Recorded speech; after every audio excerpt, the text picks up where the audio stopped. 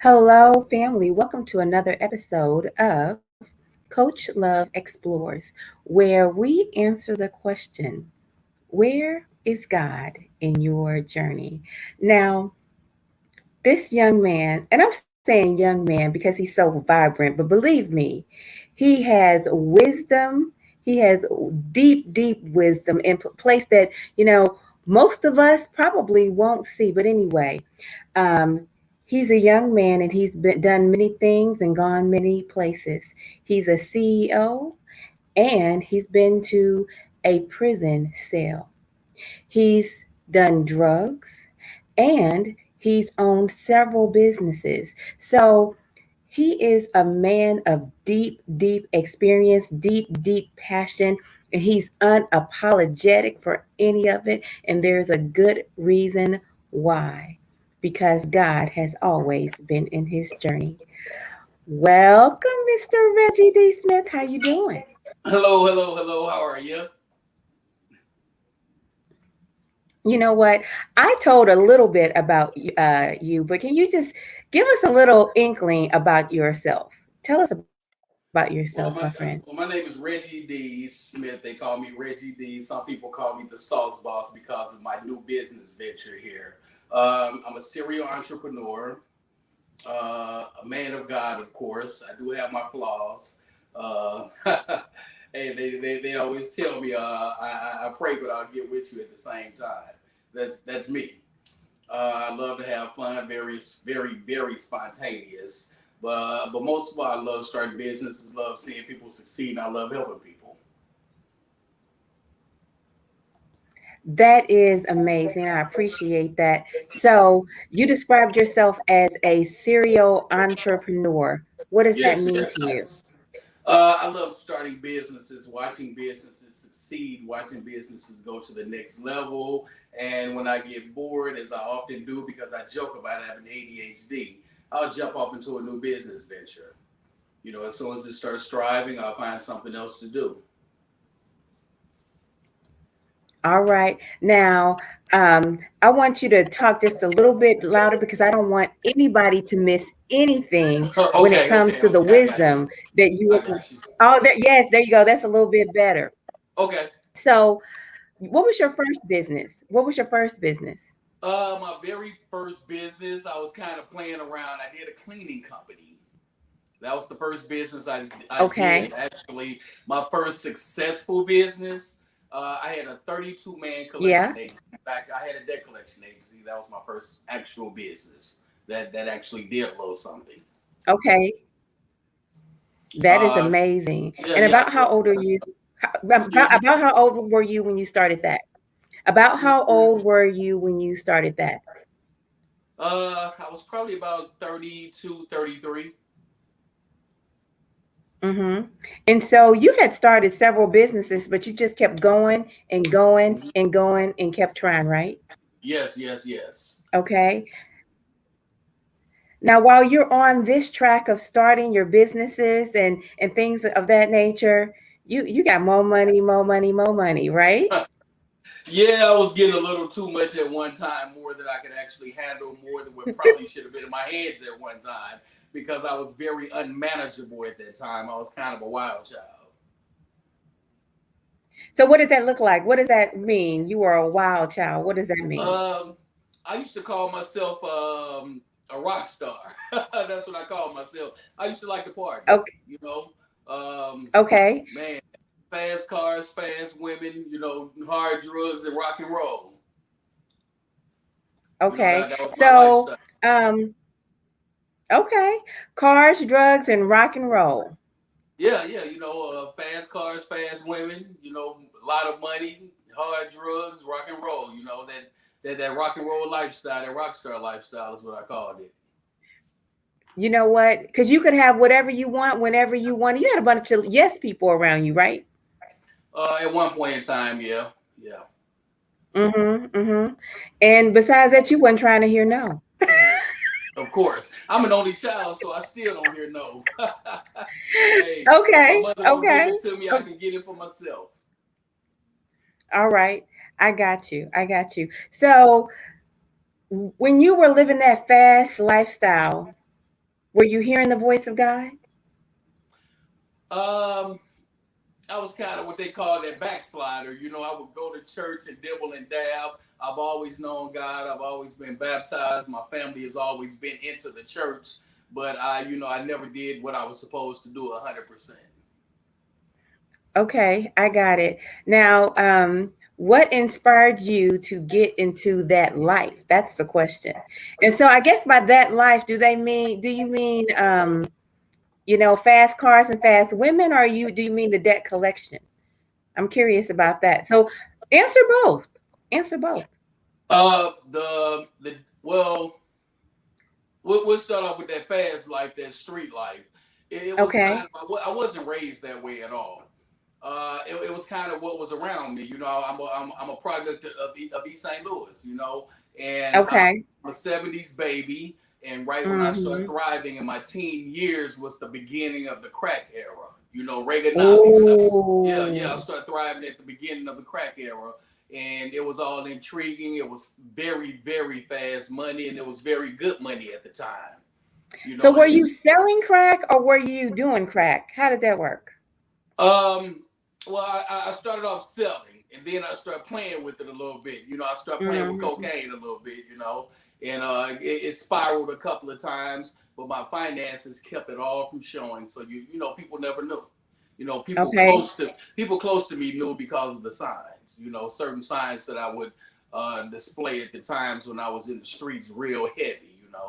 But Okay. I started off selling, and at the time I got in at the bottom. It's almost like getting into the stock market at the bottom, like the Dogecoin Okay. and Bitcoin when it's less than a penny and it jump up to $30,000-$40,000 a share. I got in at the beginning of the game, so the game was real good to me at that time, Okay. and I Was was it hard very. getting into the game? Was that hard? What's that? Was it hard getting into the game? No, it was the beginning. It was the beginning of everything.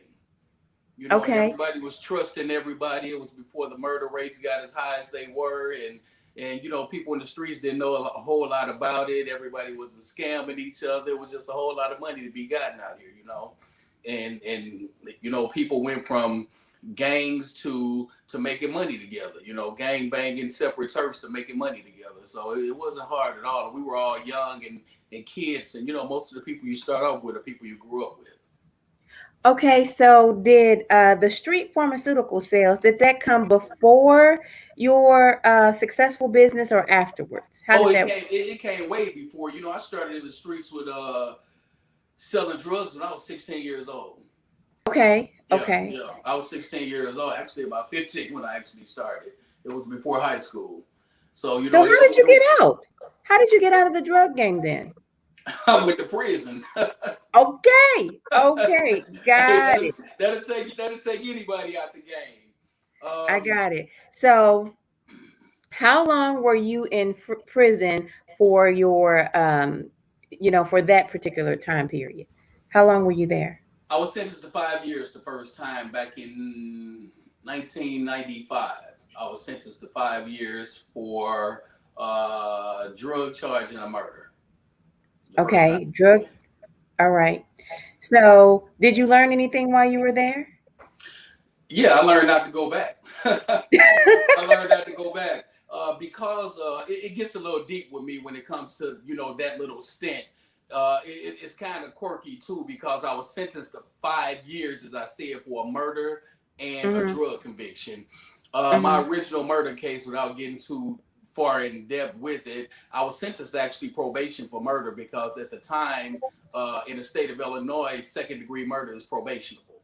Mm. Oh yeah, and that's all it took was knowing the right people, having the right connections, having a little family with money, and I received probation for that murder. I got the lowest sentence, because it pretty much, I had never been in trouble before. Schooling, my upbringing, when they did the pre-sentence investigation in my family, it led back to probation for that, and I didn't learn anything from it. So I kept going out in the streets feeling that I was untouchable at the time and still selling drugs. And eventually I got a drug conviction, and while I was still on probation. So Mm. so they revoked my probation, reinstated the original murder charge, and sentenced me to 5 years for the drugs and basically the murder together. And Mm-hmm. and because I was considered a violent person, a gang member, a drug dealer, and all the good stuff that the powers that be classify as young black males, they sent me to a maximum security prison, and that was kind of a good thing. With 5 years, I was never supposed to see the inside of anything but a minimum security camp. But because of who I was and my gang affiliation and my past violent crimes, they sent me to a maximum security. And because of that, I was incarcerated with people who had a lot of time. I mean, 30, 40, 50 years, life sentences. I was in Stateville in Joliet, Okay. Illinois. Stateville is where death row inmates are. So Mm. I'm going to the yard with people who are on death row, and I'm mingling with people who are waiting to die or would never get out. And I'm there with a 5 year sentence experiencing this. So that's what made me not want to go back. That's what did it. Okay, so you're doing this hard time. Wait, before we go too far, do you feel Mm-hmm. like you were a violent criminal? Do you think that? Nah, I wasn't. Okay. Okay. Um, so you decide you're not going to go back. How old are you when you get out? I was 29 when I came home. Okay. And you started working hard trying to build your business, right? Yeah, when I came home, I was most people that come home from prison, especially after the first time, unless they're career criminals, they're usually, that PTSD, that shell shock thing. Not Okay. used to being around other people, not used to loud noises, because, when you're in prison, you hear loud noises, something is getting ready to kick off or have kicked off already. We're Okay. not used to being around big crowds of people. And any little thing will kind of have us on edge. So because of that, I stayed in the house a lot and I worked a lot. And at the time, I worked for MCI out in Earth City. It was a collection agency, Mm-hmm. and I figured out quickly that I was able to talk people into giving me their money. I'm a very good Okay. talker. I'm a very good talker, so I was able to talk people into paying their bills, and I figured I saw that I was real good at it, and Okay.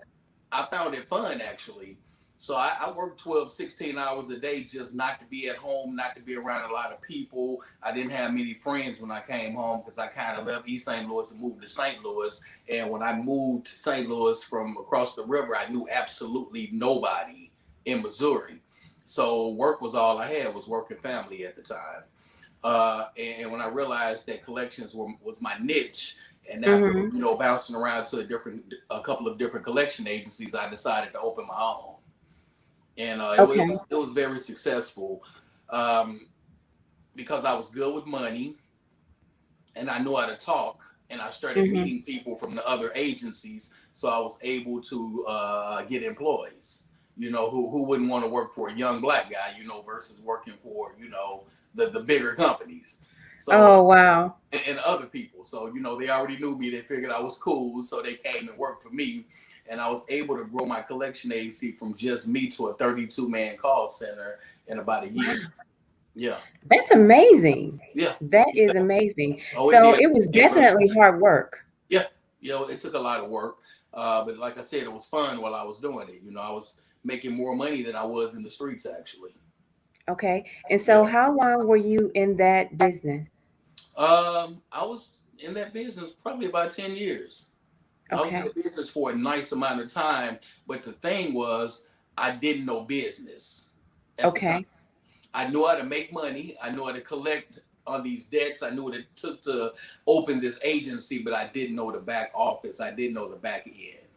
And Mm-hmm. because of that, somebody who was a little more savvy than me business wise, I let them kind of trick me out of my business per se. Mm. Yeah. Mm. Wow. So now, where was Uh, God in that part of your journey? what's that? Where was God in that part of your journey? Um, Still 1 foot in, 1 foot out.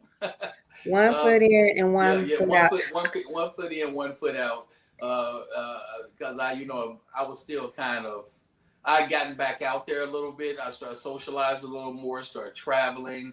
I'm a biker, so I got into the motorcycle scene, and I was kind of out in the streets again.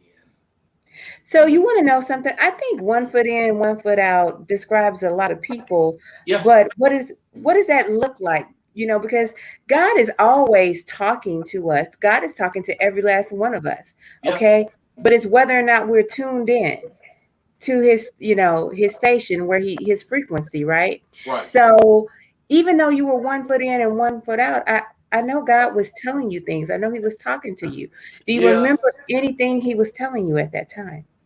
there was all because I was still saved, and because I still went to church periodically. I would have my spurts where I wouldn't go, and then I would go faithfully. There were still limitations to what I would do as far as illegal or as far as things that were ungodly. It was a lot of limitations to what I would do Mhm, mhm. because of that. I still had to remember I have a family to take care of. I'm still a child of God, so I do have to do this halfway right at least. So you felt that tugging in your soul. You felt Yeah, that. yeah, yeah, yeah. Every Okay. Was there, tell me something that you were presented with, but you decided not to do. Getting back out there in the drug game for one, selling. Okay. That was one thing. That's something that I've been totally against because I know the lives it destroyed, the path that it took me down, and where my future would be if I jump back out there and end up back in prison for drugs again. Okay. So you got into business, you built a successful business, you did that for 10 years, and then you started another business. I got into the nightclub life after that. Okay. Um, a good friend of mine passed away. Mm. A good friend of mine, or a good friend of my family's, he was murdered, and he had a Mm. successful nightclub in East St. Louis, and his family took over the club and brought me in as one of the partners of the club. So I had a very successful club in East St. Louis for a while, and that's when I saw that the nightlife brought in a lot of money. You know what? Most people who are watching us, they don't know anything about East St. Louis. So just kind of tell them about it. They need to understand that East St. Louis is a nightlife kind of place. Yeah, it's a nightlife place. 89 blocks is what we have. East St. Louis is a small urban community. It consists of 89 blocks. African American community. We have a black police chief, a black mayor. Everything there is black. If you saw anything over there that wasn't black, you better watch out because something was wrong with them. If they wasn't a Oh, school teacher, if they didn't work at the hospital, if they wasn't a police officer, and you saw them over there, something was wrong. So it's an urban community, a pretty tight knit community, with a rather high crime rate. It's better now, but it was one of those places. wow. Um, Leaf King, he has a question. He wants to know if there's any valuable business lessons that you learned while you were a drug dealer. Interesting question. It definitely is. If you ever been in the streets, you know how to flip your money. I hate to relate back to the drug life, but you start off with $50 worth of this, $100 worth of this. You save your money, you flip your money. It's the same thing in the drug game. Um, You start off with a 16th, you go to an 8 ball, you leave an 8, you go to an ounce, and on up there till you get a key. It's like that. Not to talk about drugs, but that's the way it is. You learn how to hold your money. You learn how to flip your money. That's one thing that I learned. I'll give an example. I did a show probably about 2 months ago, and a guy came to me because he saw how successful my business was, and he watched me sell for a couple of days, and he said, "Hey, I got this seasoning that I want to start selling." But I said, "Do it then." He said, "Well, I don't have any money to do it." I said, "Have you ever sold drugs?" He said, "Yeah." I said, "Okay, you can do it then. You go and sell one bottle. After you sell that one bottle, you take that money and go buy 2 bottles. You sell them 2, you take the money and go buy 4. It's the same way you did in the streets in the drug game. You don't spend your money. You always use your profits to re-up. And it's the exact same way. I took all of my money for my businesses. Instead of blowing my money, I just kept re-upping, buying more product, buying more clients, getting more employees, getting more telephones. I just kept re-upping that money the same way you do in the streets. And eventually, when you get to a comfortable point, then you can start spending and enjoying yourself and living life. But of course, I used the street game to convert over to business, especially when it came to finances and watching people as well. Because in the streets, you got to watch people. You have to watch Yeah. your employees the same way. A combination of book knowledge and street knowledge. You definitely have to have it out here in the entrepreneurship game. You know what? I'm big on transferable skills. Oh yeah, definitely. Okay. Okay. Great question, Leaf King. So now you have started in the nightlife. What's happening in the nightlife for you? What's going on? Fast life all over again. That's basically what Okay. it was. You up to 3, 4, 5 o'clock in the morning every night, 5, 6 nights a week. You're drinking. You got the women. So it started everything all over again. Start that whole ball rolling again. Somewhere where I shouldn't have been. And I prayed to God to get me out of that life, and He got me out of it. It wasn't where I wanted Mm, out, but He got me out after going hmm. through 1, 2, 3, 4 nightclubs. Yeah, You went through 4 nightclubs? yeah.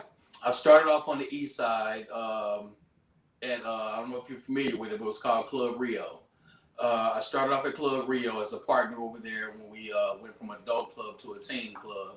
I went from Club Rio to a club that I had called Juices and Jams in Hannibal, Missouri. I went from there to the Junkyard Bar and Grill, and went from the Junkyard. I changed the name to Pure Ultra Lounge, and I moved to Berkeley. Wait, you were all the way out in Hannibal, Missouri? Yes, I had businesses in Hannibal, Missouri. I had a club and a clothing store in Hannibal, Missouri. Yep. Oh, wow. Yeah. We didn't even talk about the clothing store. Right. Oh, I my forgot. I goodness. forget about that sometimes. So, how long were you dealing with that? I think I had those businesses 2 years. Yeah, Wow. they were right next door to each other in the storefront. What made you jump out of it? Out of the nightlife, No, out of the clothing business and that, your Hannibal, Missouri. the Hannibal Um, culture, those people didn't want us up there. That's what it okay, well that was. makes sense, Yeah, those So people didn't just want like me I to. was I was telling you about East St. Louis being, Uh, a place of fast happenings. right. Hannibal, Missouri is a really rural area. Um, Yes. and it, Yes. it it's a little bit like I'm not gonna call it quite a sundown town, but it's almost a sundown town. It's close. It's Yeah, close. it's almost a sundown town. Yeah, So it's yeah, just it, it's close. But when I came up there at the time, I have a relative that lives there, so it's a black community up there. The west side of Hannibal is predominantly black. okay. Um, and But I have just a that relative, little part. just that Just part, yes. okay. And with me coming up there and not knowing about Hannibal the way that I should have studied it first, Yeah. I put my business smack dead downtown where I look out of my window and look up into the mayor's window, right across the street from City Hall. Right, because I'm thinking that wasn't real safe for you. No, no, but I did Right. it. No, Okay. but I did it. So when they see this guy, at the time I had a Hummer H2, one of the big Hummers, and I had a red Corvette. So you seeing the guy from St. Louis coming down with those two vehicles consistently every day. They started watching me. And it went from them watching me to them sending the police in there to check on the club frequently. Mm-hmm. To them messing with me because hey, I spoke up after a while. What do y'all keep coming to my establishment for? And it went from that to them not wanting me down there and not renewing my business license. Okay, So so I got it. yeah. So, you know, that's, you know what, I'm not really surprised. It's not unusual Mm-hmm. for that part of Missouri, um, not to be welcoming per se. Mm-hmm. Um, so let's move on down the line to the fact where you had um, your bar and grill, but in the St. Louis area, in Berkeley, right? Yes, Pure Ultra Lounge. That was the last one. And at the same time that I had Pure Ultra Lounge, I had the first black nail salon in St. Louis. Actually, it was a nail bar. It was called Nubian Nail Bar. So I had both of those at the same time. So wait a minute. I'm just going to try to count your businesses. I don't know if I can. Okay, so It's a lot. we had Street Pharmaceuticals. Mm-hmm. Then you then you were a collection agent. Mm-hmm. Then you went into nightlife, so clubbing. Then you Yes. did a clothing store. Mm-hmm. Mm. Oh, and now we're at the bar and grill, which is a little bit different than nightlife. No, It, it was the same thing. It was a club. It was a it club. was The a only club. difference, Okay. yeah, I had Okay. food. I had food, and it was smaller. That was the only difference.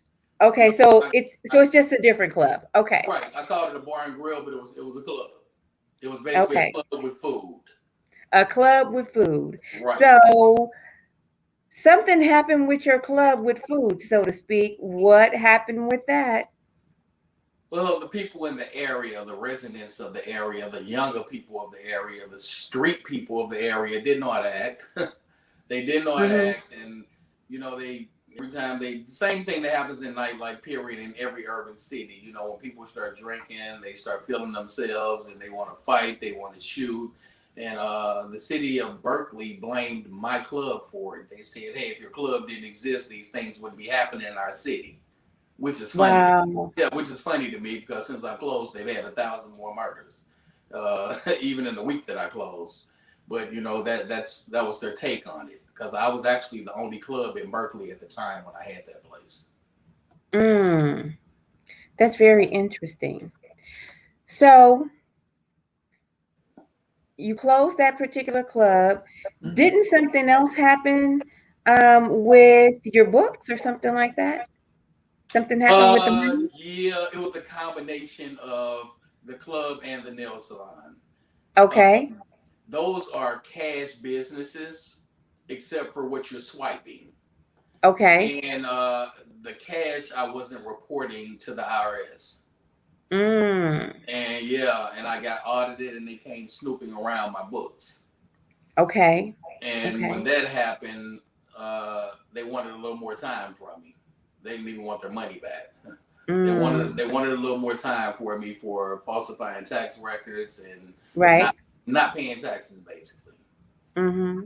Which is So I want to ask you, where was God in this part of your journey? oh man, I was doing a lot of praying at that time, a whole I lot of bet you praying. were. Yes, I was. I was doing a lot of praying, and it was weird. I was doing a lot of praying and soul searching because now versus the first time I went to prison, I was in my 20s, early Mm-hmm. 20s, Mm-hmm. 20, 23, 24. Mm-hmm. This time when this happened, I'm 40. Okay. So the vibe is much different. When I Right. when I was in my 20s, I had plenty of time to give them, plenty of it, and was willing to go for just about anything because I didn't have common sense at the time. I didn't have any sense.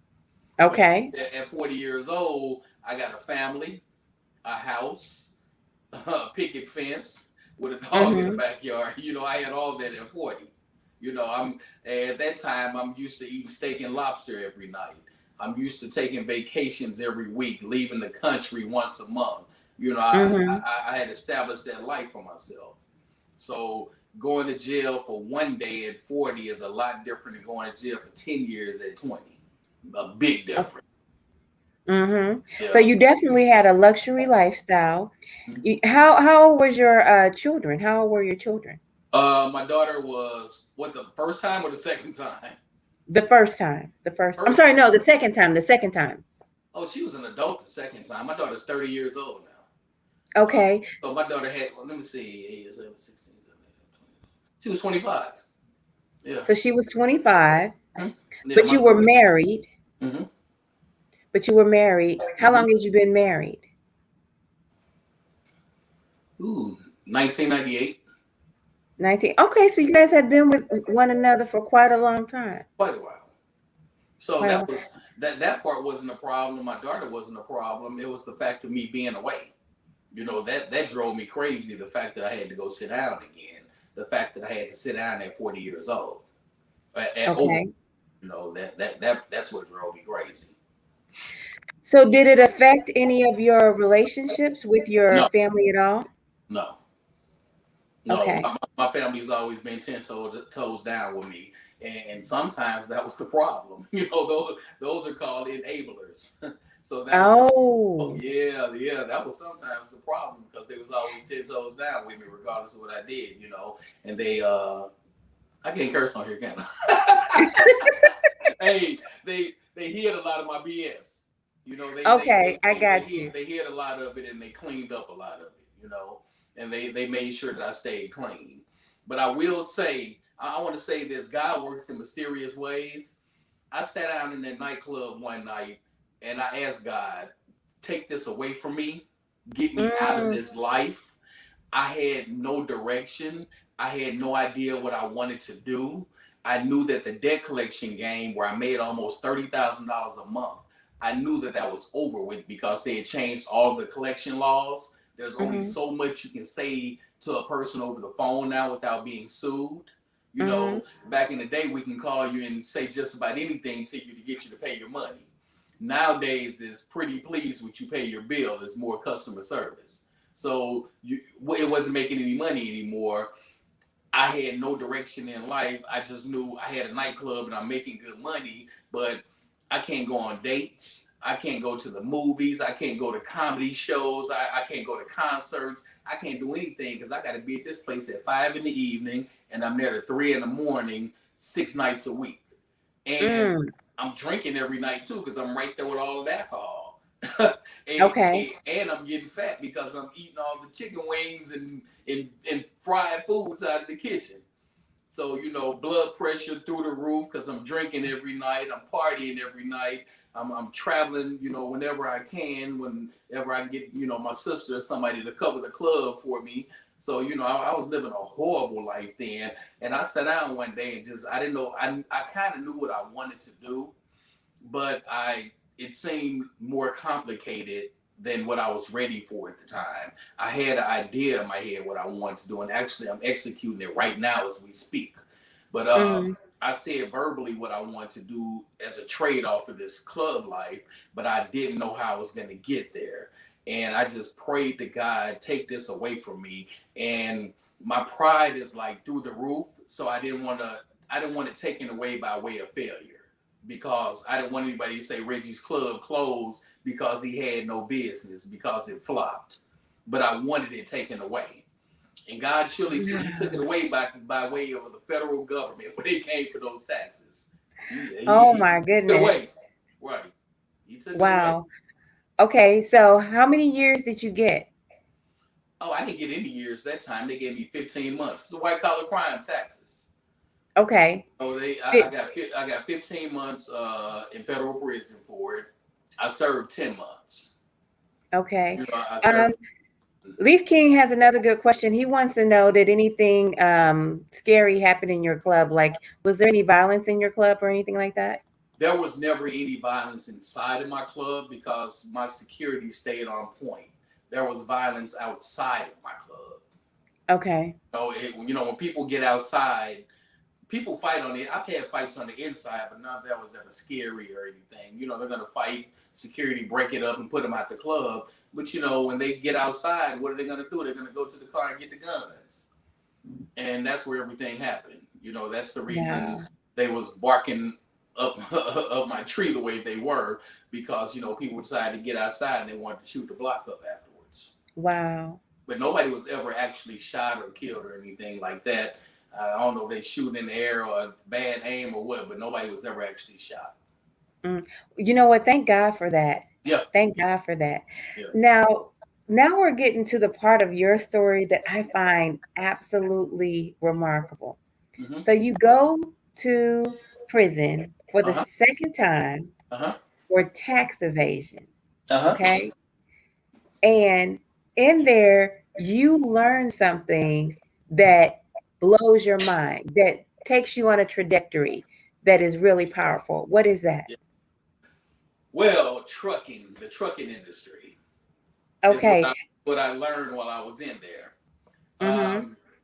That was kind of on my mind before I left, but before, well, while I was in there, I met a guy in there. He was an older guy.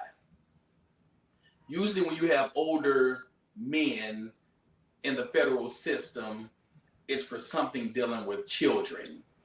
In, Hmm. yeah, yeah, that's a known fact in the federal system. When you have older men in there, especially older Caucasian men or foreigners, they're Mm-hmm. usually in there for something dealing with the computer and children, like child pornography and type Ah, of deal, or child crimes is what they're usually in there okay. for, or affiliated with the mafia of some sorts.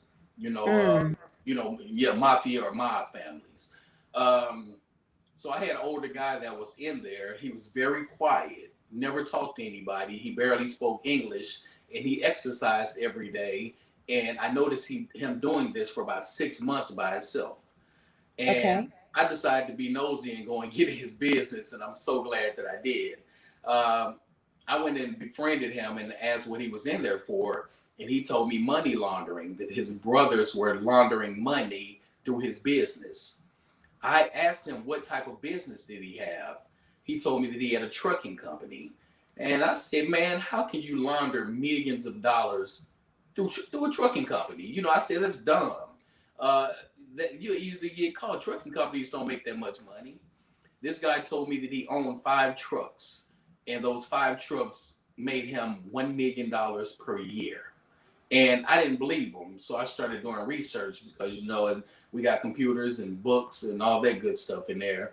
And I called Right. home to my family and had them to send me literature on trucks. And I saw there was good money in the industry. And also, when his wife sent his tax forms in for him to do his taxes and sign everything, he needed help reading. So he called me because I befriended him. And I actually saw what this guy was making a million plus per year with these 5 trucks. Uh, Me being the entrepreneur that I am, that's all that I needed to hear.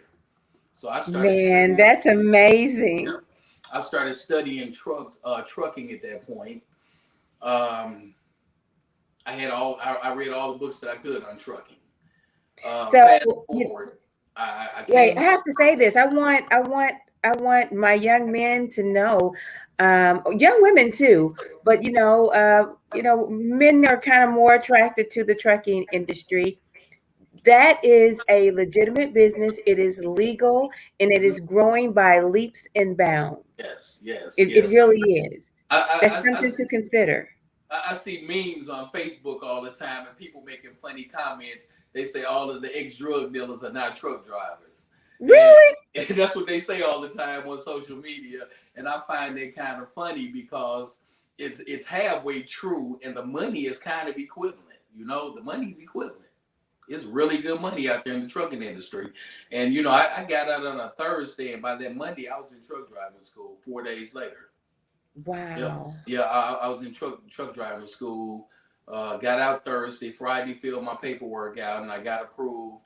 And I paid for truck driving school. And then Monday, I was starting class. And a How, few and weeks how long later, was this? How long was the class? the class ranged anywhere from 3 to 6 weeks, but it took me 6 weeks. Okay. I wasn't mechanically inclined at the time. I knew nothing about under the hood of a car, truck, or nothing else. I couldn't point out nothing under the hood of a car but a battery at that time. So You know what? Fair enough. You learned it. It doesn't matter. You right, learned it. right. So it took me a while to catch on, and I failed the test a couple of times. Um, and I passed the test after, well, right by my 6th week. And plus, I wasn't in a hurry to get out of truck driving school anyway, because out of prison, you come out of the federal prison, they send you to the halfway house, where Okay. you have to live in the halfway house for a period of time before they transition you to home. And by me going to school every day from 6 in the morning to 5 in the evening, that was an opportunity for me to get out of that halfway house and not be stuck sitting in there and socialize with people. So I kind of use that as an excuse too to take my time through school to give me some out time to get me away from those caliber of people who were mentally still in prison or mentally still in the streets. And I knew that I was totally done. So I didn't Totally be done. around. Yeah, man, I didn't even want to be around those people. So by me being in school, it helped me get out of that environment because it still felt like So, so how long did you have to spend time in the halfway house? 3 months. I had to stay there 90 days. Wow. Yeah, and that 90 days, that time in the halfway house is actually harder than being actually in prison because there's so much temptation because you're so close to the streets and you have so much freedom, but you have to check back into this place every night to sleep, knowing that your house is within miles from there. Your comfortable house, your comfortable bed, your family is miles from where you have to actually sleep. And they let you out to go to your family every day, but you have to come back to this place to sleep. So the Oh my temptation, God. man, the temptation was crazy. You know how many Wow. times I came home and laid in my bed and ate a nice meal and was tempted not to go back to that place. Come 8 o'clock, you got to get out of your own bed to go sleep in a bunk Mm. bed down on So Kings yeah. Highway. So, So don't they call that the workhouse? Is that what they no, call no, it? no, it's the halfway house. No, not the Oh, the work. halfway house? Yeah, Okay. yeah, yeah. Okay. Um, all right, fair enough. Fair enough. So now you're building this truck driving Mm-hmm. dream where you got this whole fleet of trucks where you're slowly building it up. You got yourself a couple of drivers, you're Mm-hmm. bringing in nice money, but then that serial entrepreneur comes up again. Yeah, well, we haven't finished with the truck driving thing yet. I Oh, I'm sorry, Yeah, give yeah. me Let's more. let's let's go back to that. I just want to give people a sense of how easy it is and how they can actually do it. Uh, Okay. I finished truck driving school by the grace of God. He was really with me on this one. I got out of school and went to work for Anheuser-Busch as a truck driver. Okay. There's Hmm. no way being 6 weeks out of prison, still on parole, that Anheuser-Busch should have touched me at all. But they Wow. but they did. And they knew what was going on with my background. Hmm. Um, I went to work for Anheuser-Busch in maybe August of 2017 out of Okay. school. Uh, I worked my butt off 6 days a week, running that truck up and down the highway. Hmm. I wasn't spending any money. I wasn't hanging out. I wasn't hanging with my friends. I did pretty much nothing but worked, worked, worked. Um, and oh yeah, I got the way I got hired at Anheuser Busch. It wasn't all me. I was referred by my friend Jabbar. When Jabbar told me he was driving trucks, also when I told him what I was going to school for, I told him, "Get me." He'll tell you this. We just talked about this. I told him, I Okay. said, "Get me hired at Anheuser Busch. Since you're working there, you're supposed to have your own truck. Teach me the trucking game, and I'll teach you business. Get me Oh, hired there, and I guarantee I'm gonna make sure that you own a truck." That's what I told him. okay. Jabbar also has 3 trucks now. All Uh, right now, oh yeah, Jabbar. we talk every day. We on the phone every day talking and working out the logistics of our trucking companies. But after working for 7 months for Anheuser Busch, um, I told Jabbar I feel I know enough. It's time, and I leaped out on faith. I prayed about it, talked to my family about it, and I leaped out on faith and popped into a truck dealership. And Hmm. they gave me hell because I only had 7 months experience, but I forced the issue. Give me a Okay. truck. I'm ready. I know business and I'm going to learn more about this trucking. I purchased that truck. A month later, I convinced my friend to quit Anheuser-Busch and told him it was time for him to get a truck too. Wow. I put him in a truck with me. We ran that truck 24 hours a day for 30 days. And we made $60,000 in those 30 days. Wow. Yeah, we split that money, and he went and bought his truck. Wow. And that was February 9th of 2018 is when I bought my first truck. Wow. So Uh, I mean, I see the camaraderie, I see God's hand yes. in your life, because Mhm. it really was the grace of God Oh yeah. that At you this admired point, on. I'm in church every Sunday now. At that point is me and God and family. I'm back hanging on my friends a little bit because I love to travel, so I couldn't keep that out of my system. But Okay. I had a lot of God in me at that time. I had a Mm-hmm. lot of Mm-hmm. God. I woke up praying. I went to sleep praying because I know Mm-hmm. how easy it is for me to fall into a trap. I know how Mm-hmm. easy it is because I'm already popular in St. Louis because of the nightlife that I had. Everybody knew me. Now to Okay. see this guy come home and he flips his life, and as my sisters say, I'm the king of reinventing myself. Yeah. So I then came home and I reinvented myself. Now I'm totally legal and I own trucks and I got Mm-hmm. people coming at me, which is the devil, several different ways. So now Mm. I got both feet in church now because I can't fall off and get high again. I can't fall off into a woman trap. Right. I got a trap. It's, Yeah, fast women, fast cars, and fast drugs. That's what you were Yes, doing. yes, yes, yes. I had to leave a lot of people alone that I rode motorcycles with. I had to cut each and every one of them off, with the exception Mm. of maybe two. With the maybe two, you know, the rest of them cut completely off. Still to this day. You So know what? You got to have boundaries. I was having a yeah, conversation yeah, yeah, with yeah. just another group of people that I'm friends with. Hmm. And at the end of the day, if you don't have boundaries, anybody will just walk in and out your life, Yeah, yeah. bringing whatever kind of, BS that they're dealing with. Yeah, you got to make yourself unavailable to people. You really do. You have to make yourself unavailable, and you have to set boundaries. Um, and then when you reach a certain status in life, everybody loves you in the beginning because they see the progress that you're making. And then when you jump past them too far to where they can't reach back and touch you, then they hate you. So now you have to start watching them. Mm-hmm. And that's the Mm-hmm. point that I'm at in my life now, to where I have to actually watch people, and I pray over people a lot. That's good.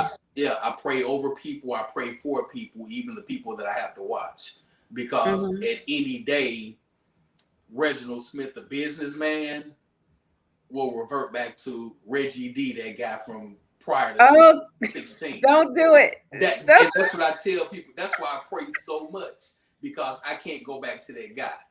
Because it's been times when I have to tell people I'm still that guy. I'm still that guy from St. Louis. I'm still that guy from the streets. So don't try me, because I would take this business cap off. But I'm saying that verbally, but I'm praying to God at the same time. God, please don't make me have to do that. Remove me from this situation. Remove this person from my life. Diffuse this situation, because I don't want that no more than God does. I don't want it. I don't want no smoke. I don't want no problems from anybody, whether it be business, personal, or anything.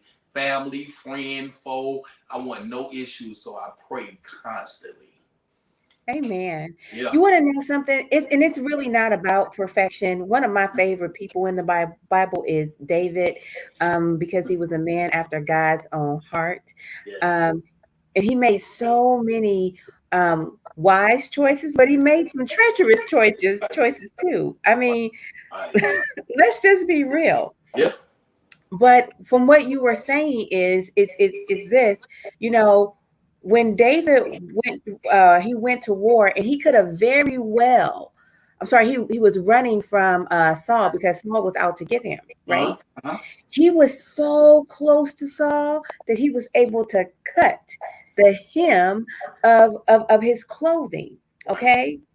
But in submission to God, in submission to authority, he Spare me. chose, he spared him. And so when you were talking, that is what I heard in my heart. It is important for you to spare those people who are coming against you, because in God's timing, if you just let him handle it, he will do one or two things. Either he will save them and lift them up to the point where they are no longer a threat, or he will take care of them in a way that they're no longer a Right. threat. Right. And I wouldn't care either way. I just want them removed out of my life, and I'll continue to pray for them. We I just don't have to care how pray. he decides to handle them. You We have know, to pray them away. yeah, We have to pray yeah, them pray them away. away. Yes. So I've been at that point in my life for a while now with a lot of people, and I had to like minimize my circle and the people that I deal with. And I've taken the trucking game to a whole nother level because when I first wanted to go to school, a lot of people go to truck driving school for free. They go on grants. Okay. Yeah, they go on grants. Okay. You can go to truck driving school right now in most cities and say, "Hey, I want to go to school." They're gonna have you Hmm. fill out some paperwork. They're gonna have a trucking company basically sponsor you and pay for your trucking school. In exchange for that, you have to come and drive for them for 1 year to pay that tuition back. Okay. That's the way that it goes. Now with me, I didn't have that luxury. I didn't Okay. have that luxury at all. Um, they pretty much told me, hey, because you're a convicted felon, because you just got out of prison, yeah, you can Hmm. come to truck driving school, but we're not going to pay for it. We're Hmm. not paying for that schooling, so you have to figure it out. Yeah. Um, How much did it cost you? $4,600 is what it cost. Okay. So All right. by them not sponsoring me and not paying for my schooling, I had to pay cash for it. Okay. And everybody doesn't have that luxury of paying cash for school. You're right. And and because of that, I have so many guys that are watching me right now. And that's another reason I try to do the right thing, because there are a lot of eyes on me. A lot of people are looking up to me and what I'm doing right now.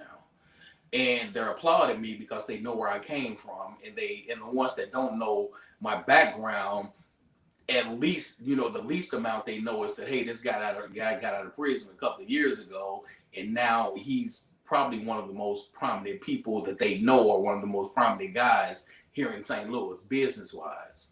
And Wow. people know that, and they say, hey, I want to do this. I want to go to truck driving school, but I got a felony. I've been to prison, or I've been on probation, and I call the school and they say because my felony is not 10 years old, they won't accept me. Wow. And I got tired of hearing that. So my trucking company is called All Brothers Logistics. All Brothers Logistics. Okay. That's beautiful. I So hear, when you were talking to me, I heard a couple of things. okay. One of them was a Tupac song that said "All eyes on me." Hey, and because these people want to go to school, and I see a lot of these brothers out here who want to get out of the streets or want to do better for them and their family, I started a scholarship program. Yes, let's hear about it. I want to hear Yeah, about it. it's Reggie D scholarship program. Mo wants to talk about the scholarships. My scholarship actually provides schooling for men or women who have been incarcerated or have had felonies and they want to go to truck driving school. So Oh, that's amazing. instead of you going through the school, you go through me. And my Okay. bossinguptrucking.com is my website. Okay. I Somebody write that in for us. Bossing up Yeah, trucking.com. yeah, Put it in the BOSS. private chat. I'll put it up Yeah, for you. BOSSIN, bossinguptrucking.com. That's my website where I actually teach the class on the A to Z of becoming a trucking entrepreneur. But you can also send me a message on there about the scholarship program. Right now, I've done one, two, I've done three already. Uh, Okay. I'm spread out. I'm out right now to like maybe October, November, somewhere in there. But my program allows you know people to go to school and not have to worry about being turned down because of their felony conviction. And instead of them going to work for the larger trucking companies, they would actually come work for me for a year in exchange for that tuition being paid off. It'll Wow. take care of their tuition and basically reimburse my company for the scholarship that I'm providing. That's what Wow. in a nutshell. So it's basically giving back to the community, and I decided to do that after I did my a motivational speaking event where I was the keynote speaker called "The Recipe of the Fruit" a couple of months ago. Basically, telling people how to get into entrepreneurship, how to get funding, how to market yourself, and how to start a business on a shoestring budget. Because I've done that many of times. Okay. People think it takes money to start a business.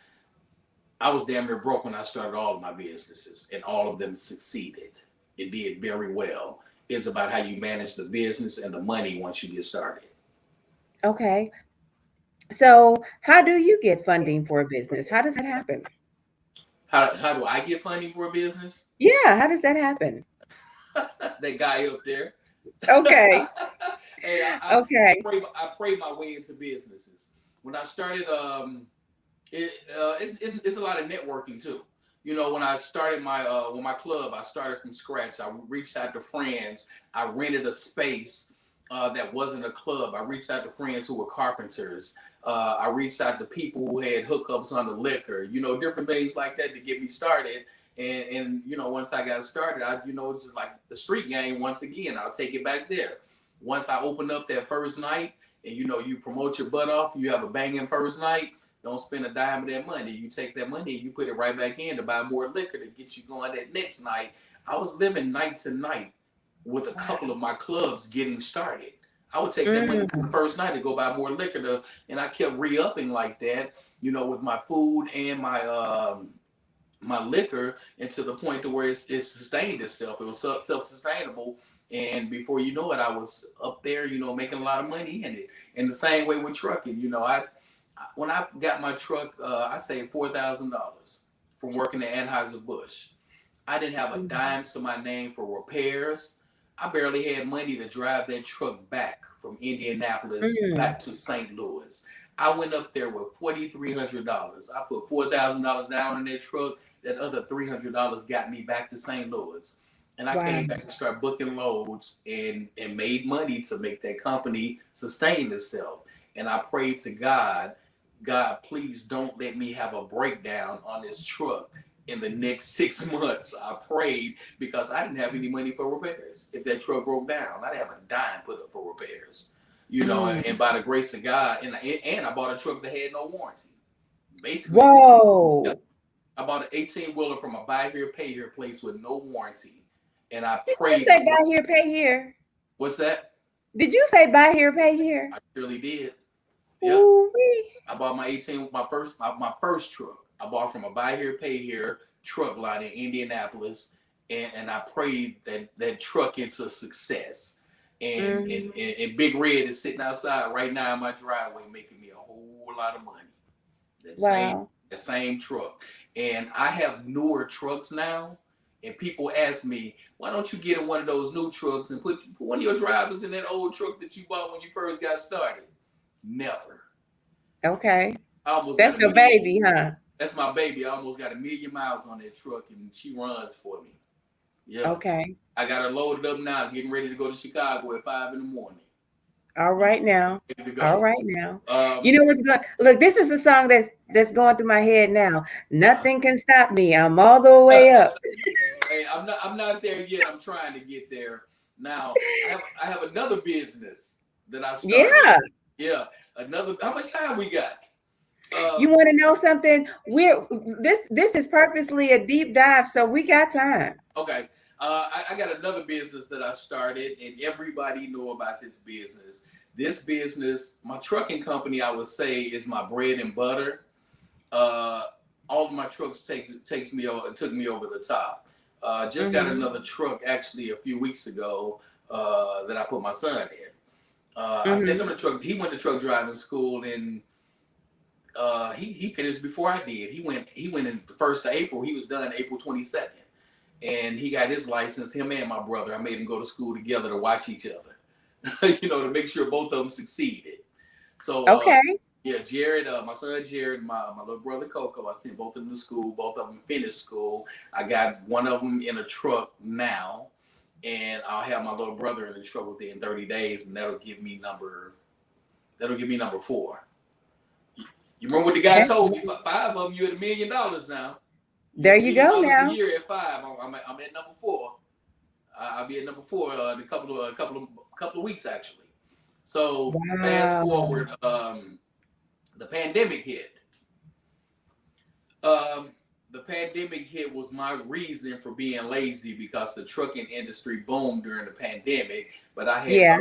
I had other trucks on the road that was moving for me, and they was Okay. all across the country making money.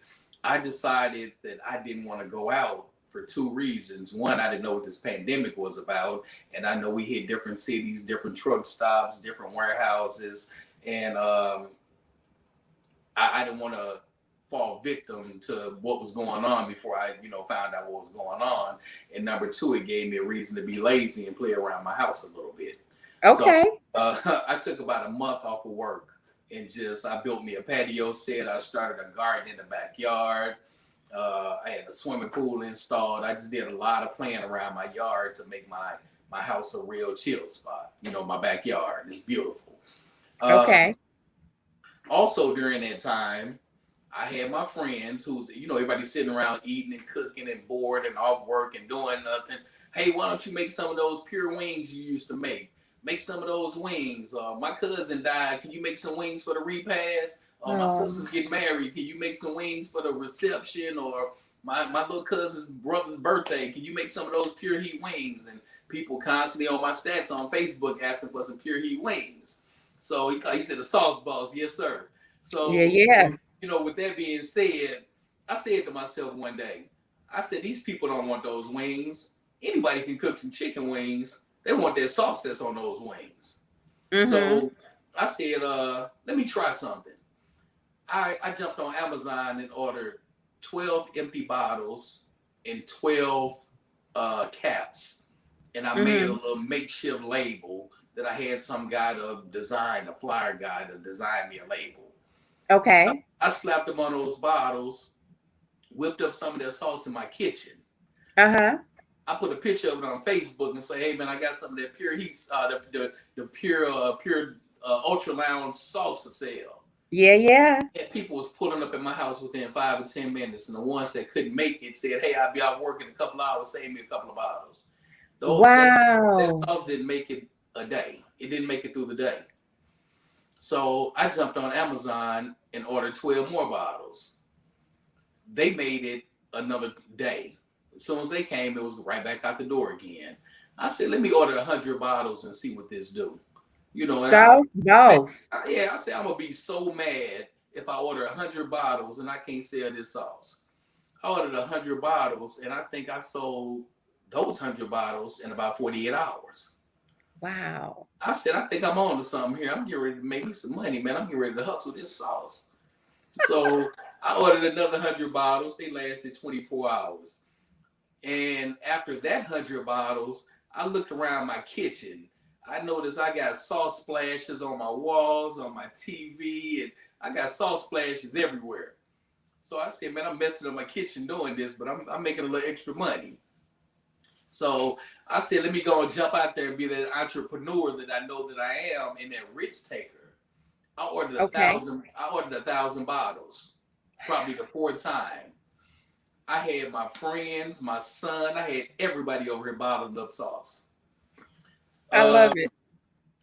I sold that sauce in about a week, those 1,000 bottles. So now I'm running probably about 1,000 bottles a week for a few weeks. Mm-hmm. Um, After that, I met a guy.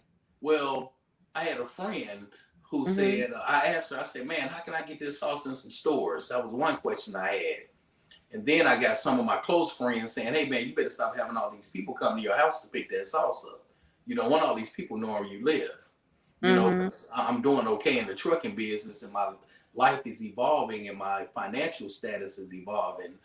I don't want Mm-hmm. all these people in my front door because we're still in St. Louis at the end of the day. So Right. I went around to the little corner store around the corner and asked him if they would start carrying my sauce for me. He agreed to it. And now I got people on the south side saying, "Hey, when you go get some sauce over this way?" So I go to the store on the south side and get a store over there to agree to it after he tasted it. And I'm bouncing around the city letting these different store owners taste my sauce. And they're agreeing to put my sauce in their stores. So we'll fast forward a little further. I ended up having to hire a PR person. She did an excellent job here in St. Louis getting me the publicity that Yeah. Period needed. Elizabeth Danielle. She did a great job with Channel 2, Channel 5, Real STL News, Yeah. St. Louis American, Sauce Magazine, Feast Magazine. She got me in a lot of those magazines. Some I Okay. did on my own through jumping over her because I'm very serious at what I do. Uh, Okay. so I got ADHD, but she got me pretty much in a lot of the media, in front of a lot of media. Mm-hmm. Um, and I had a great videographer and photographer as well who kept it on display, and he kept me looking good out there in the videos and the commercials, so that further pushed it over the edge. I got to give shouts out to all these guys. Rob Ruger had me. He had me right in the videographer department, and I had a great back office who kept me going while I was on the road because I was doing all this while driving that 18 wheeler. All right now. Um, I reached out to a young lady, or I don't know exactly how the story went, but I reached out to somebody, or somebody reached out to me. A friend reached out to me through Facebook and said, "Hey, your sauce is doing good. I hear you in all these stores. You might want to reach out to this one guy. It's another black guy here in St. Louis who has a barbecue sauce who can probably help you. His name is Mm-hmm. Freddie Lee. He Okay. got Freddie Lee. He got the ghetto sauce in all of the stores. So that's what it's called. It's called ghetto sauce. He's in over 1,200 stores. So Okay. I I pulled his website up and there was a phone number on there. I said, let me call this number. I'll probably get his office and leave a message. He might get back with me and he might not. I called the number. It was his cell phone number. So he told me, he said, yeah, I got a whole plant. Come to the plant and talk to me. Mm-hmm. And when I went and talked to him, he took me to he's basically my mentor. He took me to Yes. a whole different level in the game, but he's in the generation he's a generation older than me. So Okay. the combination of what he taught me and what we do now in our generation with social media, because he Okay. in social media genre, he's all hand or foot. He got out there and did actual footwork. You know, Right. us nowadays we can press a button and make it happen. On a computer, and that's what I was doing. He was teaching me, but I was pressing buttons, making it happen. So I'm moving at a rapid pace. It was two things that I dreamed of, two desires with this sauce. Number one was to get in Schnucks because Yeah. that's the store we all know as kids. That's what we went grocery Right. shopping at. Right. If your family had money, you went to Schnucks. If your family didn't have money, you going to Aldi's. So being a '70s baby, that's what you relate that to. Either you got money or Right. you don't. So I said, hey, I need my sauce in Schnucks. If I get my sauce in Schnucks, hey, that's a touchdown right there. I've done it all. I've completed my life. So Oh wow. and to be on Fox 2 News with Steve Azell and Kim, those two completed my life. And Yeah, man. yeah, and eventually Elizabeth Danielle got me on Fox 2 News a few months ago. I was Uh-huh. I was ecstatic about that. And I started selling my sauces down in Soulard's, down at the farmers Yeah. market downtown. And they're saying, be kind to everybody because you never know who you might run into. Absolutely. Always be kind to everybody. Okay. So Yeah. I'm sitting at home one day watching Fox 2 News. Um, Something came on Fox 2 News that Snooks was seeking out minority owned businesses to start Uh-huh. selling and displaying their products. And Okay. the CEO of Snooks was on there talking about this, and his name flashed across the screen. When his name flashed across the screen, I grabbed my computer, I put my collection skills to work. And I did. I skip traced this, guys, what we call it in the collection world. That's basically finding somebody. finding out Okay. their information. Man, I sat there and dug so deep. I had this man's wife's cell phone number. I had What? his cell phone number, his wife's, all of his kids' names, his email address. I found everything. But boss to another boss, CEO to CEO, I did the proper thing.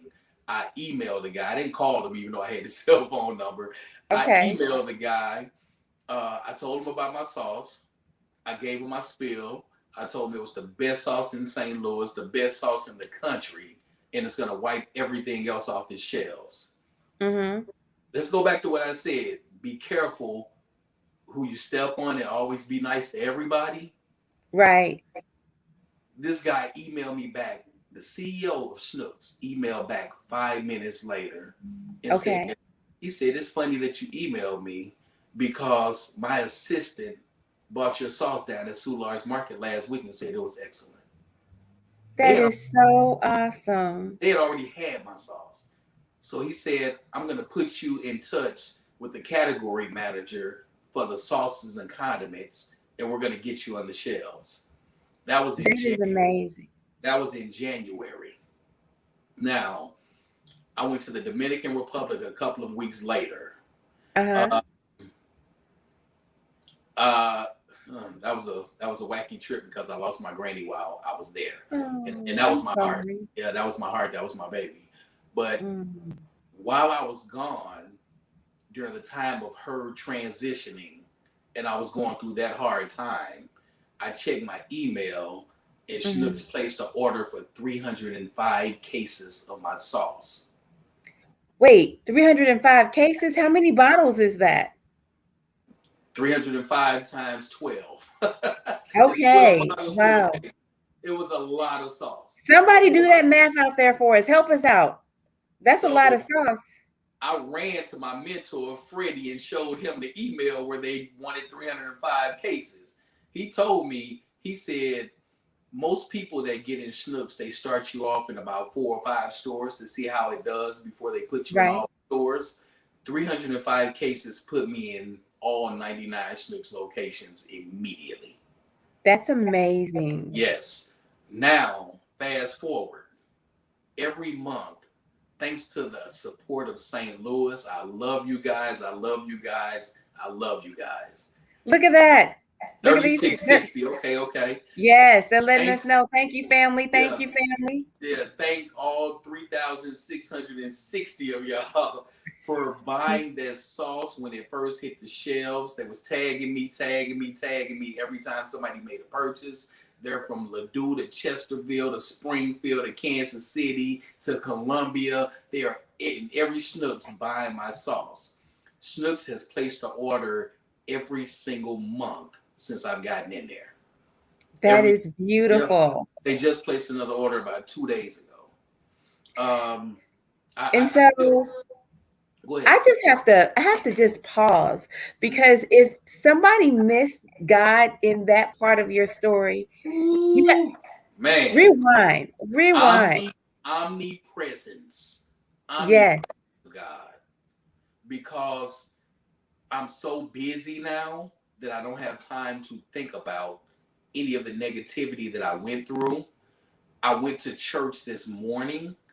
I'm in church every Sunday that I'm not on the road. Oh, somebody hmm, just put it up there too. I forgot to mention that. Master P, the rapper, okay. Master P has my sauce. Uh, What? I sent my sauce to Master P about a couple of months ago, and he has a show called Master P Reviews, where he Okay. review different products, black-owned products, and he rate them on a scale from 1 to 10. And if he gives you a 10, he invests in the product. Yeah. What? I've only seen him give 110 since the show has been going on. That's to the guy that was working for Tesla, but he stepped to the side and start his own electric car. And, that's a whole lot of money. So, of course, Master P jumped down with that. But he told me, he said, man, I'm going to try this sauce. And, it better be good because we from New Orleans. We like Creole food and hot food. And I was hoping for a 10. I deserved a 10, but he gave me an 8.5. And this host gave me a 9. Uh, Okay. but he had my sauce in his presence, and because he had the sauce, there's a grocery store in Louisiana, Mississippi, and Alabama called Rouse. Now, as Okay. a result of him having my sauce on his show, my sauce is now in the Rouse grocery stores down there because Ooh. yeah, that's where his wrap snacks are sold. So yeah, Yeah. yeah, that's where he originated with his wrap snacks. So I kind of used that Master P review and then helped me get into those other stores down there. And he put in a good word for me with the owner of the Rouse grocery stores, and they have 65 stores in the New Orleans in the Louisiana area. So that kind of pushed me down that way. So that That's helped me. Yeah, beautiful. yeah, yeah. That helped me get to the South. Now, aren't you in a few Krogers as well? No, not Kroger's. I'm working on But Kroger's right you're now. on your Uh, way. I'm on my way. High V They store. coming. Yeah, I'm in High V stores. Uh, Okay. Save a lot over on the east side. Okay. Um, and I'm in about 250 stores now. Oh, You I'm know, so I'm happy for yeah, you. I'm in stores in St. Charles, Wildwood. I'm in two stores in Dallas, Wyoming. I got a new. Oh, I'm in Las Vegas now. I'm in a store in Las Vegas as of All last week. right. Yeah, Keep it and hot. I have a store right now that I'm working on in Denver and Fort Collins, Louisiana, Colorado. I'm getting ready to hit those stores. I'm and somebody's You dropping them got off there. BP. Yeah, Yeah, BP. I'm in a BP. I'm in Kenrick's Meat Market, Save a Lot, Hot Sauce Yeah. Works, Max's Meat Market, J and J Market in Florissant. I mean, it's just Salamas down in the city on Kings Highway. It's just so many to name. And and God has been blessing, blessing, blessing this business. And I tell him every day, God, this is your business. It's not mine, it's yours. This is my vision, but I work everything through God with this business. And Wait a and, minute. Let's talk about In and Out. Your sauce is at In and Out. yeah, uh-huh. That's Yeah. awesome. Yeah, so so I don't know who that is, but they got all my stores. They dropping the ball up there. yeah, Wait a minute. You're not the only person that can do a lookup. yeah, right. So they now if you go to my website stlpureheat.com and click on locations, all the store locations will come up. Okay. Um, Somebody already oh said they yeah, want some of the that Big Top sauce. Flea Market. Yeah, we're in the Big Top Flea Market. I'm actually in the Galleria as well. There's Okay, that's good. That's Papa Bubbles in the Galleria also. The Galleria Mall also has the sauce. Thanks, Lee King. I just want to show it to y'all for y'all that's not familiar with it. Pure Heat yeah. gourmet sauce. That's what it looks like. This All is the right now. sweet. This is the sweet and spicy. Okay. All right. Um, it's doing what it do, and Oh, then Lee King is stlpureheat.com. gonna You're gonna love order it. some of the garlic Yeah, kind. that garlic heat is my best seller. You're gonna love it. All And right now. another business venture that I'm working on and I'm so proud of, and my good friend Seldom Seen been telling me this for months to do this, and it's finally coming fruition. I have a pure heat garlic heat potato chip that's getting ready to drop. Ooh. Hey, I'm coming for Master P. I'm There coming you for him. go. Hey, if he can do it, I can do it. Why not? You know what? I'm seeing a taste test Yeah, with great, you and hey, Master great P. minds, man. Great black businessman, And I tell people all the time, and I tell these young people all the time when I do my motivational speaking events, I tell them everybody bleeds the same way. Everybody mind works the same way if you apply yourself. If one person can do it, so can you. If I see somebody else do something, you ain't gonna tell me I can't do it. If I put my mind to it, I can do brain surgery.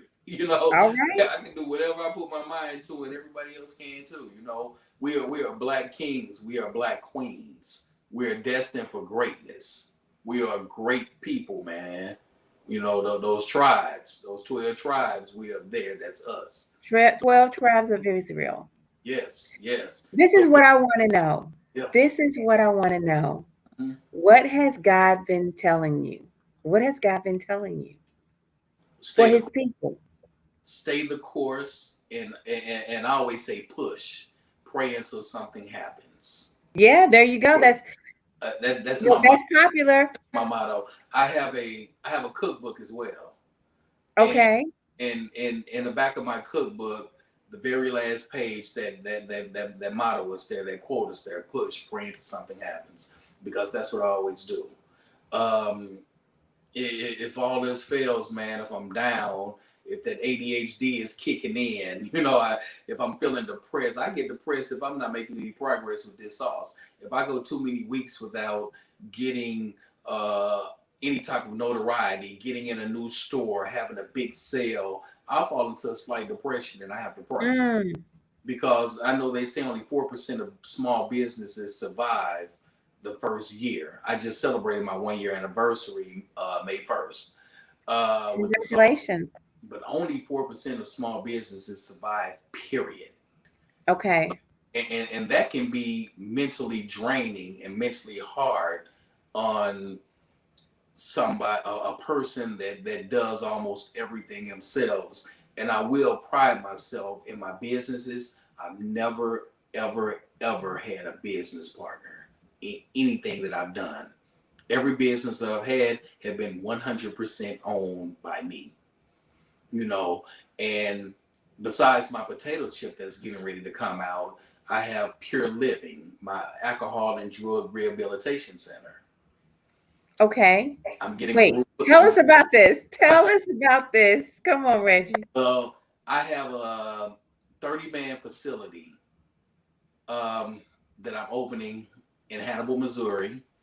Um, yeah, I'm back in Hannibal. This time they'll probably be a little more receptive because it's helping the Okay. community. It's helping the community here. They have a really, really bad heroin problem there. Yeah. I have an uncle who lives there. It's a rural area. So Yeah, I'm very familiar with yeah, Hannibal. they out there making that meth out there in the woods.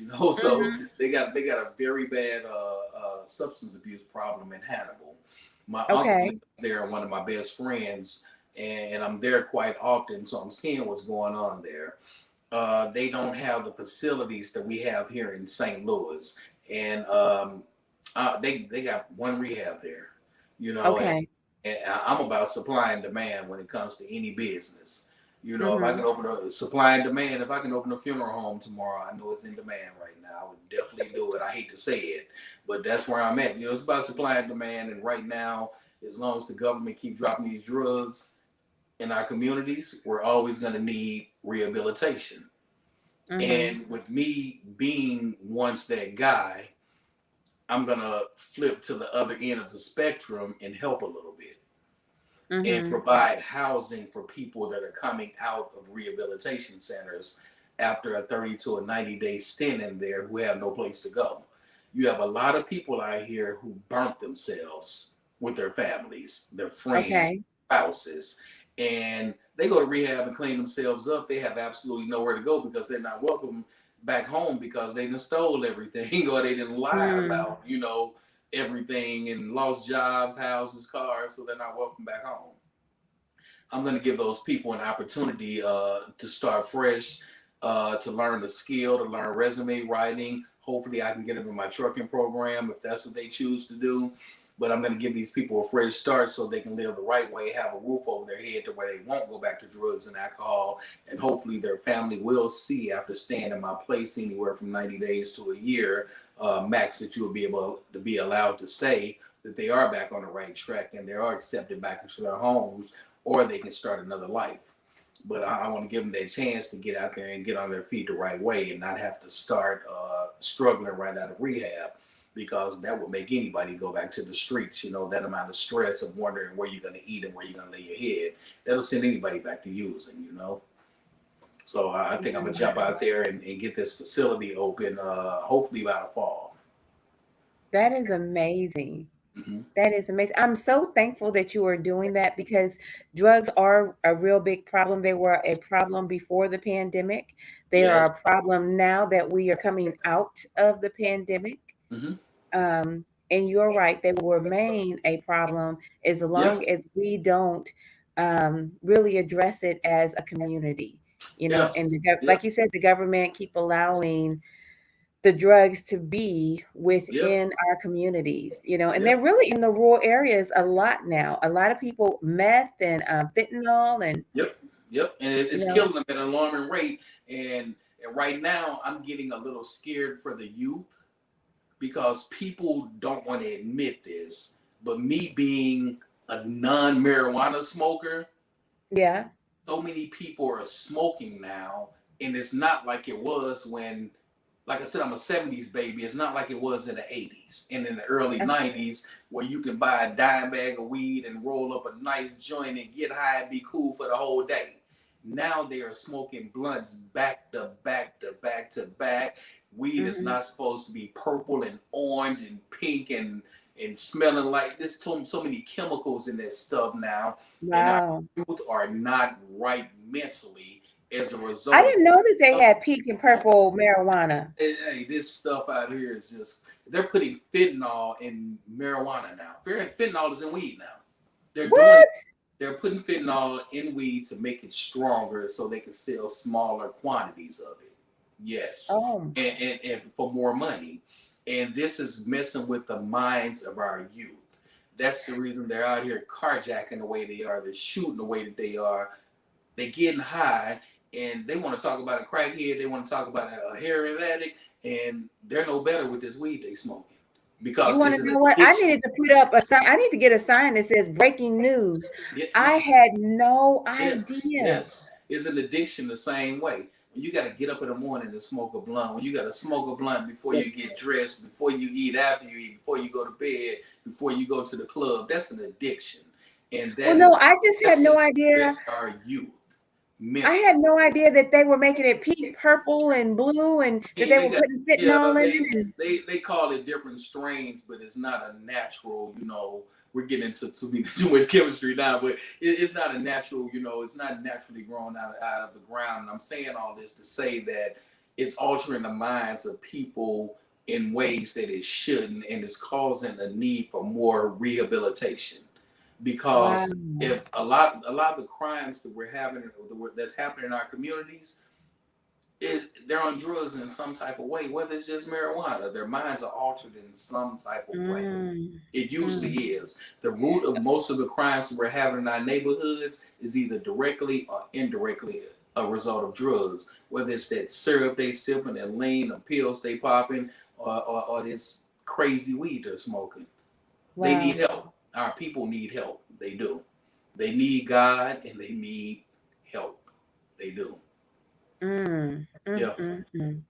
Yeah. Oh my goodness. You know what, Reggie? You are like a flower. Just keep, you just keep picking those petals off. You're like Yeah. an onion. You peel back, and there's more and more and more.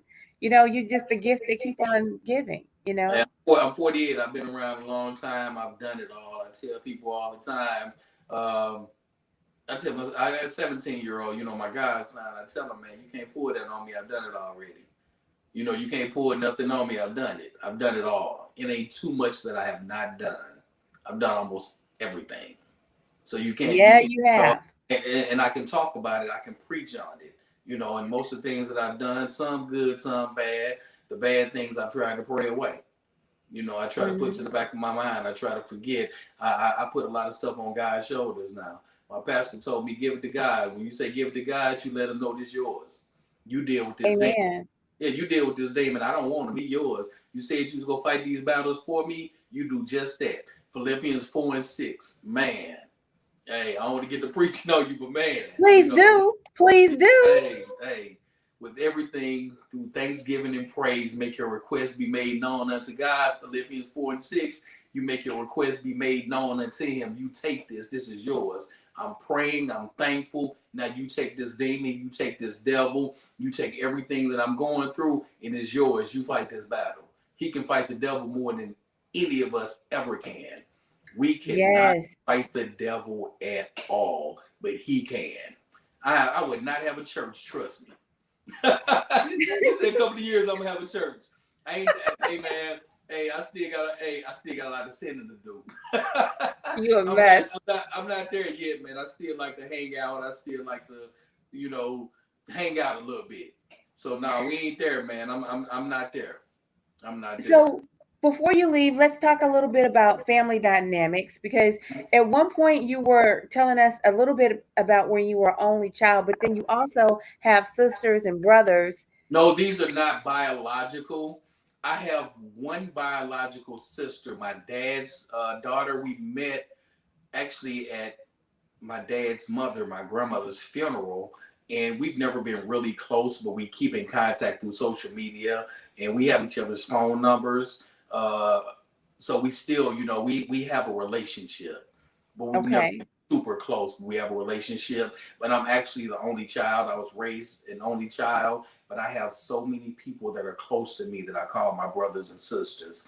I So have you my have pulled people in as your family. Yes, I have, and then my sister cousin.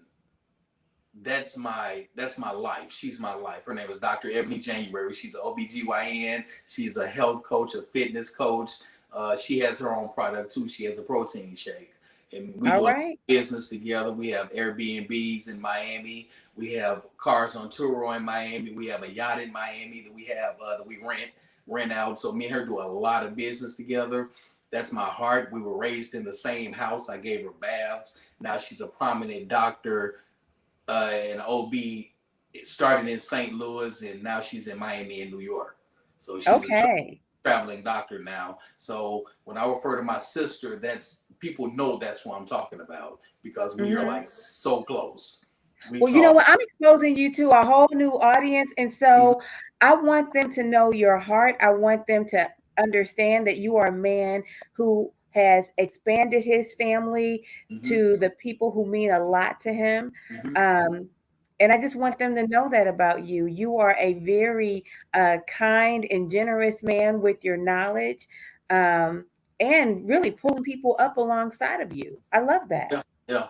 My knowledge, I give it away. I have Hmm. people in my inbox on Facebook. Hey, what do I do to start a trucking company? What do I do to bottle my product? How do I do get a label for my product? I throw the information out. I feed it out. Everything that I've learned, I don't want people to have to jump through the hoops that I did to learn and research when I can just give you the information and I want to see you sprout and grow from that point. Hmm. I Hmm. can't do anything with the knowledge that I've already used. I can continue to use it, but why keep it? Give it to the next man. I want to see everybody on the shelves next to me. I want to walk in the grocery store and see a whole line of African American products on the grocery store shelves, the way we see black products in the beauty department. I want to see that in the food department as well. Where I'm at. I want to see that. We can all You lead want us. to know what's really neat about you? What's that? Definitely, the giving is really neat about you, Mhm. but the fact that you just keep going and going and going and going and I got going. a lot of energy. I got a lot of energy. I Man, don't. I lost track of energetic. how many businesses you have. I'm not sure. Right now, I have 5. Okay. Let me see. I got those trucks are each individual businesses alone. Trust me, they run Yeah. different different states. But I got the trucking business. I got the sauce. I got the Airbnbs. I got the potato chips. The What? yachts, Yeah, and the motivational speaking. the protein shake with your sister. Yeah, that's hers. That's her. Okay. Okay. I push it for her, but that's her baby. Boss Okay. protein shake is her baby. But And we can't even talk about, I mean, even your past businesses. That's a lot.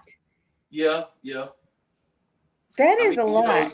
and that I want to tell people with that, you got to keep going until you find your niche. Don't quit.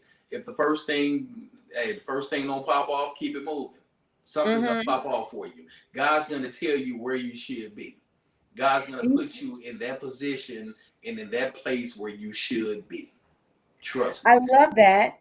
I love that about you because so many times you got kicked down a bunch of times, really, Yeah, yeah. but you just kept getting up. And so that's why you're a winner. That's why you're winning because every time you And got knocked down, you picked yourself back up.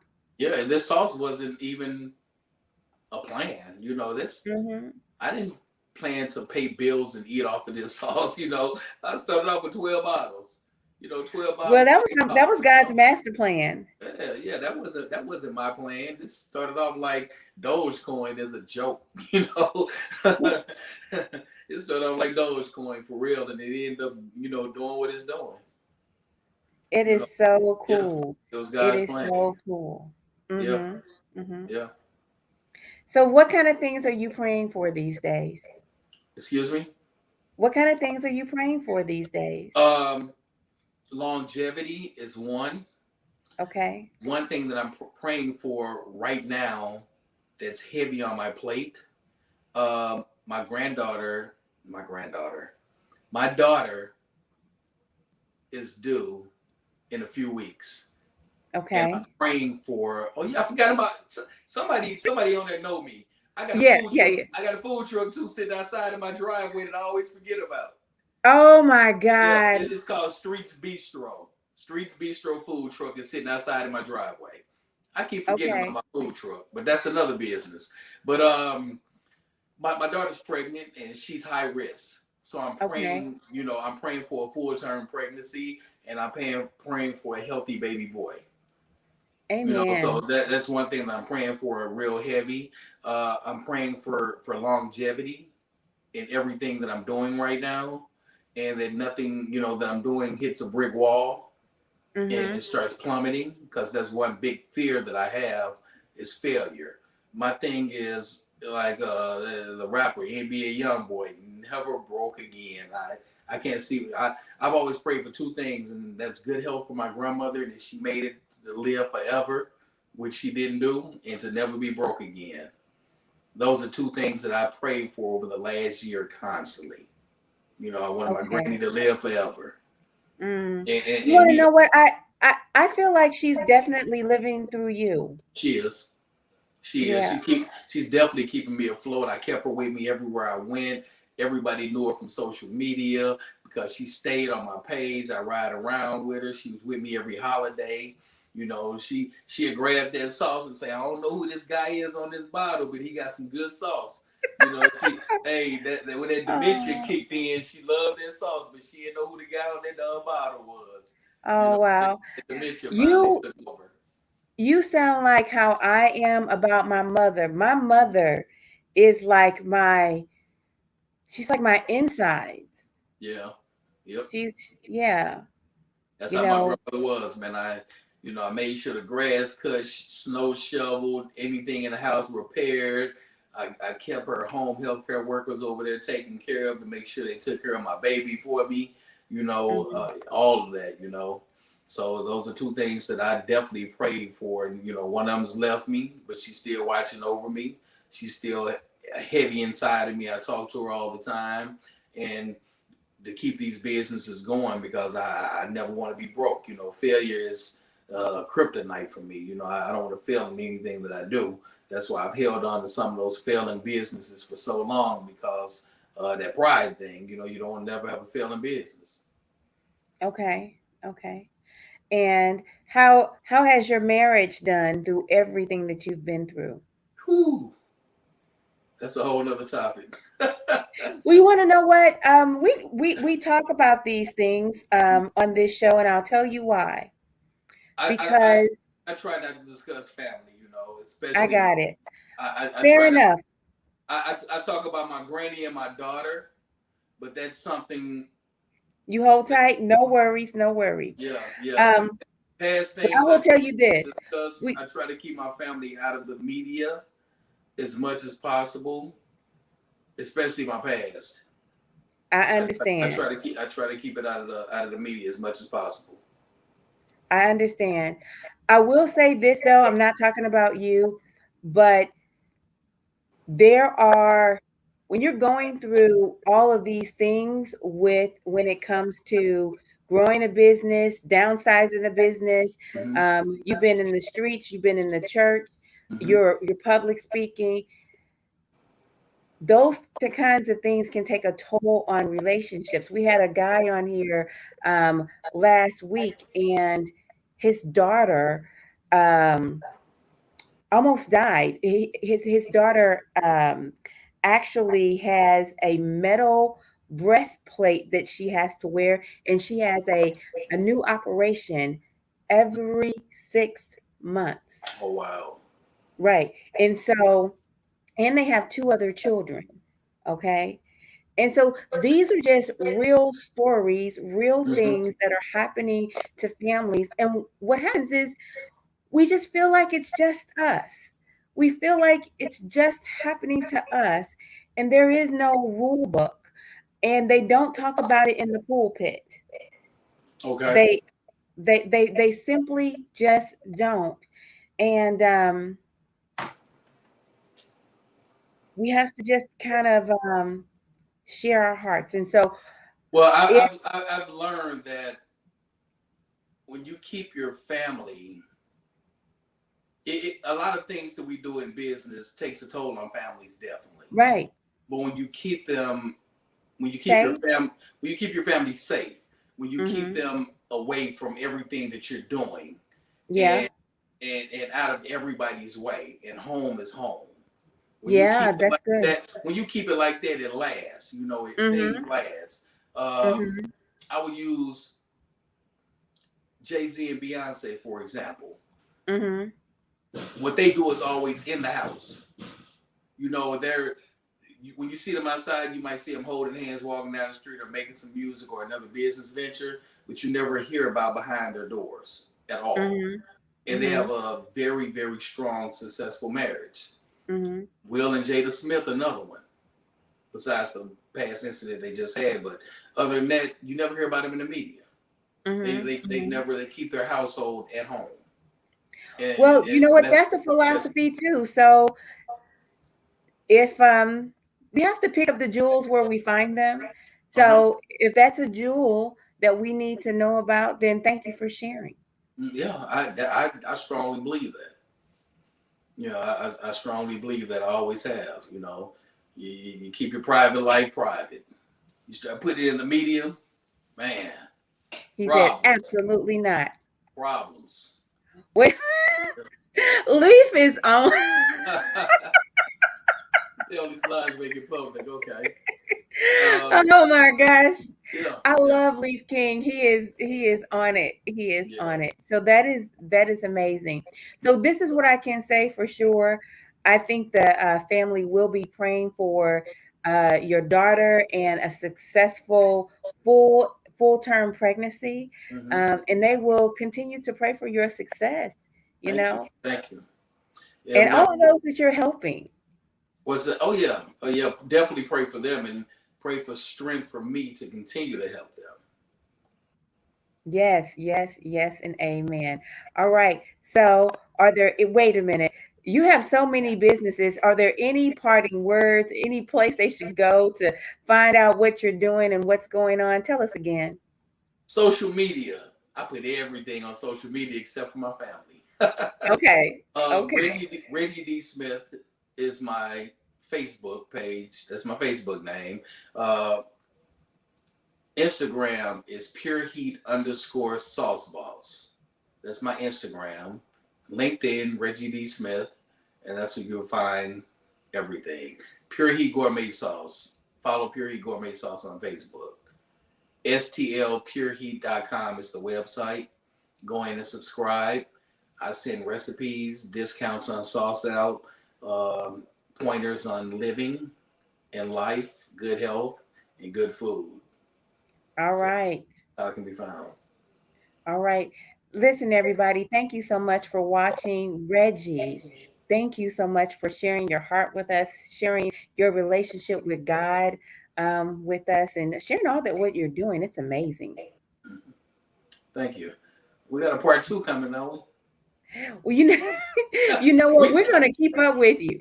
we We're dropped gonna. everything. We dropped everything in this last hour and a half, hour 45. Well, we want to know what I think that when you come back next time, it's gonna be. Um, you're gonna teach us some tricks, right? Oh You yeah. gotta. Yeah, we have to really know more about building these businesses. That's what Yes, we got to yes. know about. And that's what I do in my motivational speaking. I teach a lot about entrepreneurship, leadership, starting a business on a shoestring budget, marketing, your media. You know, I teach a lot of that. Yeah. Okay, because I mean, it's some of it is counterintuitive Mm-hmm. a Definitely, little bit, and definitely. so you have to go in with a plan.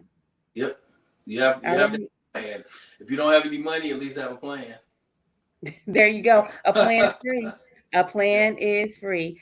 Hey, Thank you guys. Have a good night, and we'll see you soon. Yeah, take it easy. Nice talking to you guys. Drink some Uh, water.